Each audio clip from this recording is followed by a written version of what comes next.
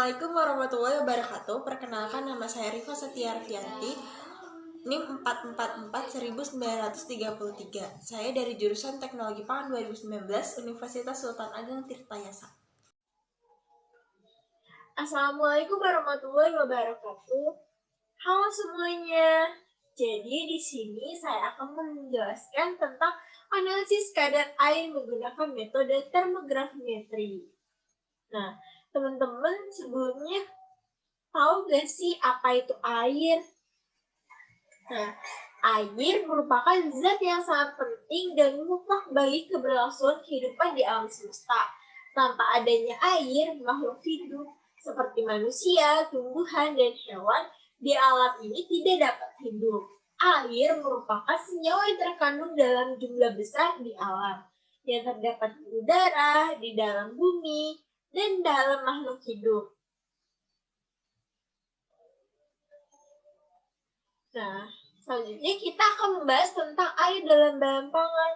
Sebenarnya air dalam bahan pangan itu apa sih? Nah, teman-teman tahu nggak sih bahan makanan yang selalu kita konsumsi setiap hari itu tuh mengandung kadar air. Jadi dalam semua bahan pangan yang kita konsumsi itu dia tuh mengandung kadar air. Kadar air dalam bahan pangan itu kayak gimana sih?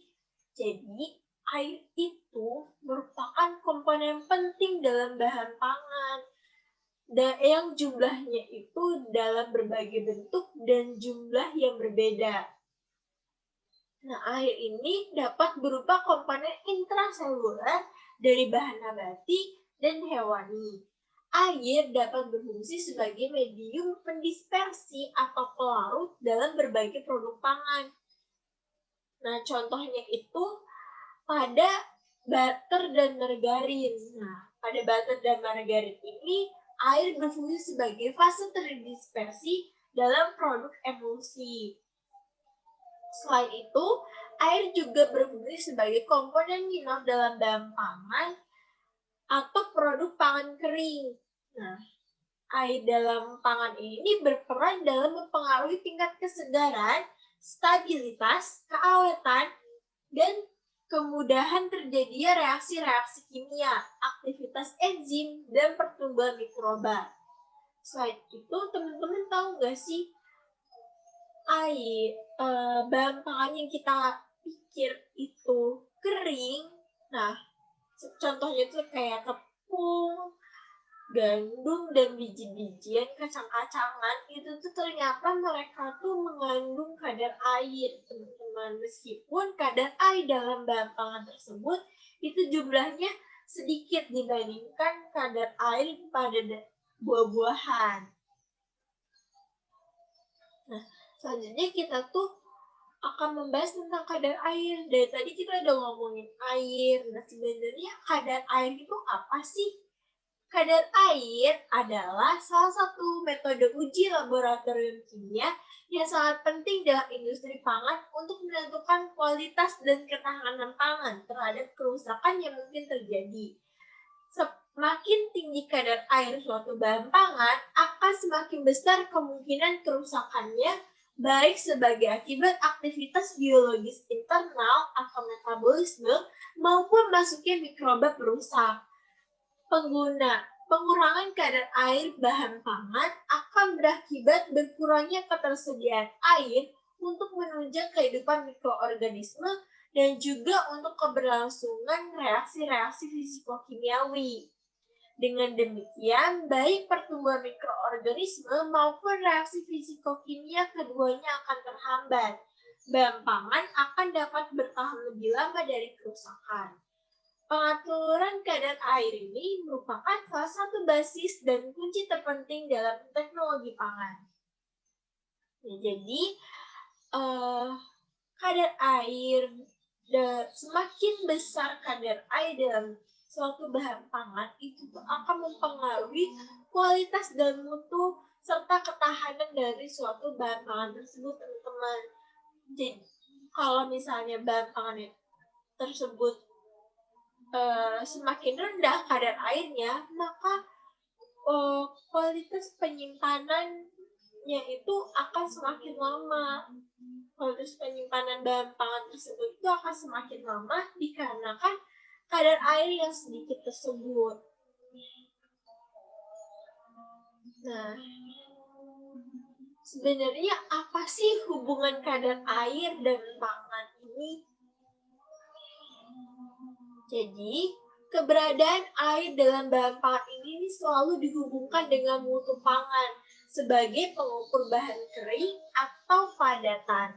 Air dalam bahan pangan ini dapat digunakan sebagai indeks stabilan selama penyimpanan serta penentu mutu organoleptik terutama pada rasa dan keempukan. Nah, terdapat sekitar 60-95% total berat dari bahan pangan adalah air. Komponen tersebut merupakan komponen yang paling dominan dibandingkan komponen pangan lainnya, seperti lemak, minyak, protein, karbohidrat, mineral, garam, dan asam. Dan di dalam pangan ini, air dapat berperan sebagai fase kontinu di mana substansi lainnya terdispersi dalam bentuk molekular, koloida, atau dalam bentuk emulsi. Nah, karena kita kan sudah membahas tentang apa itu air, apa itu air dalam bahan pangan, apa itu kadar air. Jadi, pada proses penentuan kadar analisis kadar air ini kita tuh banyak sekali menggunakan metode. Nah, pada kesempatan kali ini saya akan membahas tentang metode termografimetri. Teman-teman pasti penasaran kan? Apa sih itu metode termografimetri? Nah, metode termografimetri adalah penentuan kadar air bahan pangan yang dilakukan dengan mengeringkan bahan pada oven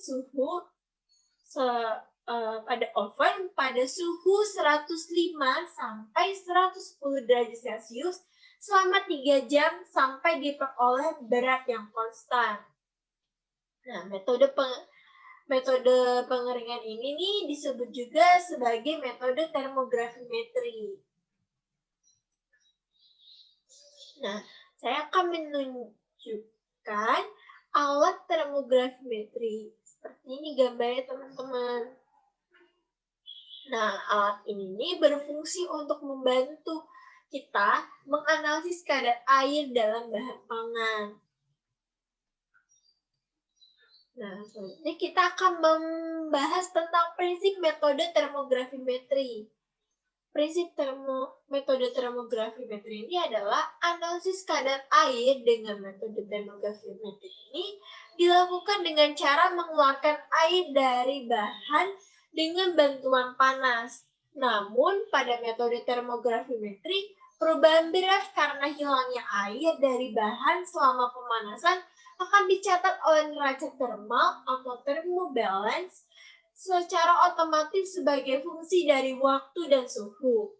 Dari pencatatan ini akan didapat kurva perubahan berat selama pemanasan atau selama terprogram yang spesifik untuk suatu program suhu tertentu. Pencatatan tersebut berlangsung sampai bahan menjadi berat tetap.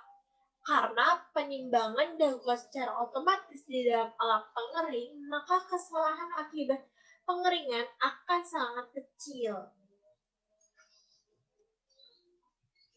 Jadi kita akan membahas tentang faktor yang mempengaruhi penentuan kadar air termografimetri. Yang pertama, itu adalah suhu dan kelembapan. Yang kedua, itu adalah suhu dan tekanan udara. Yang ketiga, ada ukuran dan struktur. Yang keempat, ada bentuk wadah atau botol timbang.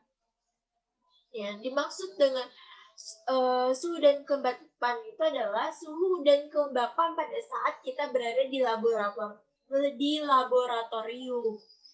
Yang kedua adalah suhu dan tekanan. Nah, selain suhu dan kelembapan yang harus kita jaga pada laboratorium, kita harus menjaga juga suhu dan tekanan pada ruang oven. Karena suhu dan suhu dan tekanan udara pada ruang oven ini akan mempengaruhi dalam penentuan kadar air nanti. Selain itu juga yang ketiga ada ukuran dan struktur. Ukuran dan struktur yang dimaksud ini adalah partikel pada sampel yang digunakan. Jadi ukuran dan struktur dalam bahan pangan itu tuh harus kita perhatikan, teman-teman.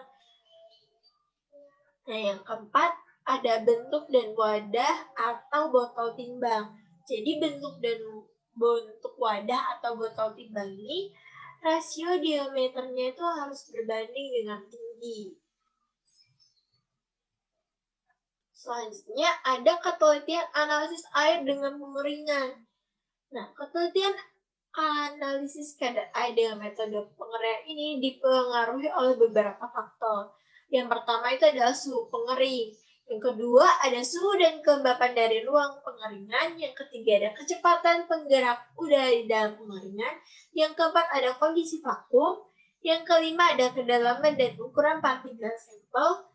Yang keenam ada konstruksi oven serta jumlah dan posisi sampel dalam oven. Nah, selain faktor-faktor yang sudah saya sebutkan tadi, itu ada faktor-faktor lain juga yang mempengaruhi. Nah, salah satunya itu adalah ketelitian analisis dengan metode oven ini juga dipengaruhi oleh berbagai hambatan yang berhubungan dengan karakteristik sampel maupun kondisi selama pengeringan. Nah, hambatan apa aja sih yang terjadi selama proses pengeringan pada metode termografimetri ini? Yang pertama adalah jika resistensi air di dalam sampel tinggi karena adanya penyerapan atau reaksi kimia dengan sampel, maka menghilangkan air dengan metode penguapan ini akan menjadi sukar atau susah. Nah, contohnya itu adalah adanya glukosa, maltosa, laktosa, dan senyawa hidrat lainnya, serta senyawa polimer yang bersifat mengikat air dalam bahan pangan sehingga menyebabkan air sulit keluar dari sampel tersebut. Yang kedua, ada kemungkinan adanya barrier atau hambatan terhadap difusi air dalam bahan pangan yang menyebabkan kecepatan pengeringan turun pada saat kadar air menjadi rendah. Nah, pada saat dikeringkan, bahan pangan tersebut itu akan mengalami pemekatan pada permukaannya dan mengakibatkan terjadinya pengerasan atau case hardening. Nah, permukaan yang mengeras inilah yang akan menghambat pengeluaran air dari sampel sehingga proses pengeringan menjadi sangat lambat. Yang ketiga adalah penggunaan suhu pengering yang cukup tinggi yang dapat menyebabkan senyawa tertentu mengalami dekomposisi. Nah, misalnya karbohidrat itu akan terurai pada suhu 70 sampai 100 derajat Celcius dengan mengeluarkan air dan senyawa menguap lainnya, sehingga hal ini akan mempengaruhi data kadar air yang diperoleh. Nah, di antaranya itu karbohidrat yang umumnya terdapat dalam pangan itu adalah fruktosa, adalah karbohidrat yang sangat tidak stabil terhadap suhu tinggi. Oleh sebab itu, penetapan kadar air bahan pangan yang mengandung fruktosa itu sebaiknya dilakukan dengan metode oven vakum, di mana proses pengeringan dapat dilakukan pada suhu di bawah 70 derajat Celcius. Selanjutnya adalah menguapnya senyawa tertentu yang mengakibatkan kadar air lebih besar. Nah, senyawa yang mudah menguap itu contohnya adalah etanol, minyak esensial, dan senyawa yang mudah menguap lainnya, serta senyawa yang mudah teroksidasi seperti asam lemak tidak jenuh dan tanin.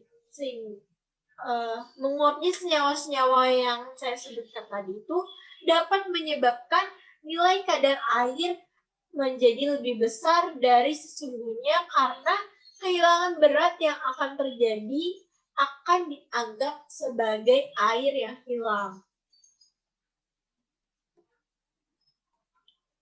Sekian penjelasan dari saya hari ini. Kurang lebihnya mohon dimaafkan. Wassalamualaikum warahmatullahi wabarakatuh. Sampai jumpa.